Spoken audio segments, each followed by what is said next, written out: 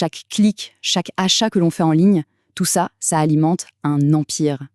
Alors aujourd'hui, on décortique cet univers pour voir qui règne vraiment sur le commerce électronique mondial. Pour vraiment comprendre qui domine, il faut d'abord prendre la mesure de ce marché. Et attention, les chiffres sont tout simplement astronomiques. Alors, accrochez-vous. D'ici 2025, on parle d'un marché mondial du e-commerce qui pèsera près de 7 milliards de dollars. Et le plus fou, c'est que la croissance ne ralentit pas du tout. On prévoit même 8 milliards d'ici à peine 2 ans. C'est carrément une économie entière qui est en train de basculer en ligne. Et qui alimente ce marché gigantesque? Eh bien, c'est près de 2,8 milliards de personnes. Pour se donner une idée, c'est comme si plus d'un tiers de la planète entière faisait ses achats directement depuis son salon. Ok, mais dans ce véritable océan de chiffres, il y a un nom qui surnage, qui règne en maître absolu. Surtout, on va le voir sur le marché américain. Et là, le graphique parle de lui-même. La domination d'Amazon est écrasante. Regardez cet écart. Leur part de marché est plus de 5 fois plus grande que celle de Walmart, leur concurrent le plus proche. Franchement, à ce niveau, ce n'est même plus de la compétition, c'est une hégémonie. Et attention, cette domination, ce n'est pas juste un chiffre abstrait sur un graphique. Non, ça se traduit concrètement par une logistique à une échelle qui est presque inimaginable au quotidien. Tenez-vous bien, chaque jour, 1,6 million de colis. Ça, c'est ce qui quitte les entrepôts d'Amazon. Si on fait le calcul, ça fait plus de 1000 paquets expédiés chaque minute. 24 heures sur 24, 7 jours sur 7. C'est un flot ininterrompu. Alors, quel est le moteur de cette machine infernale? Ce sont les membres Prime. Rien qu'aux États-Unis, on en compte 168 millions. Il faut s'arrêter une seconde sur ce chiffre. Ça veut dire que près de la moitié de la population américaine est abonnée à Prime. C'est juste énorme. Mais alors, comment Amazon a réussi à bâtir une telle forteresse?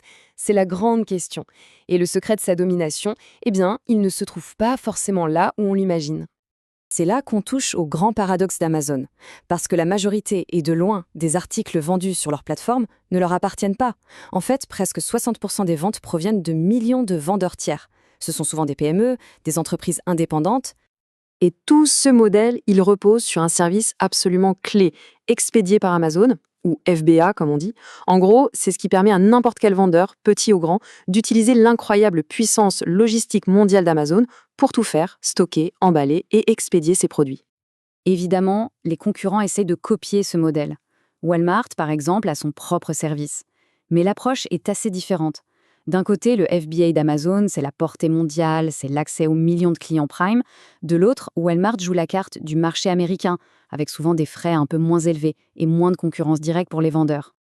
Mais attention, même un Goliath comme Amazon n'est pas totalement invincible. On voit émerger sur la scène mondiale de nouveaux concurrents très puissants, de véritables David du numérique qui commencent à faire bouger les lignes. Alors là, ce classement est super intéressant.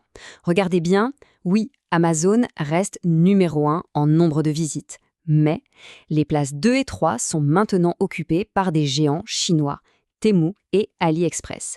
C'est un signal très fort. Le centre de gravité du e-commerce mondial est clairement en train de se déplacer. Et cette nouvelle concurrence, elle est explosive, surtout sur le terrain où tout se joue aujourd'hui, le mobile. Avec une stratégie de prix ultra agressif et un marketing viral, des applis comme Shein et Temu ont carrément réussi à détrôner Amazon des premières places des classements de téléchargement aux États-Unis. Il y a quelques années à peine, en 2021, l'appli d'Amazon était la reine incontestée. Aujourd'hui, elle n'est plus que 3e. Le changement a été non seulement rapide, mais brutal. Ça montre bien à quel point ce marché peut être incroyablement volatile. Alors, au final, qu'est-ce que tout ça signifie? Qu'est-ce que cette nouvelle guerre des géants veut dire pour l'avenir de nos paniers d'achat? En fait, le décor est planté pour les années à venir. On a un roi, Amazon, qui est bien établi, mais qui doit maintenant défendre son trône. On a des nouveaux concurrents internationaux, super rapides, qui cassent les prix. Et on a les géants traditionnels, comme Walmart, qui utilisent leurs magasins physiques pour se réinventer en ligne. La bataille pour chaque dollar dépensé, elle ne fait vraiment que commencer. Ce qui est sûr, c'est que la carte du commerce en ligne est en train d'être complètement redessinée là, sous nos yeux. Et la vraie question, au fond, ce n'est pas juste de savoir qui va gagner cette guerre, c'est de savoir comment cette bataille va transformer notre façon de consommer. Est-ce qu'on va vers la facilité absolue d'un seul magasin géant pour tout, ou est-ce qu'on se dirige vers la diversité de millions de petites boutiques indépendantes? C'est tout l'avenir de nos habitudes d'achat qui est en jeu.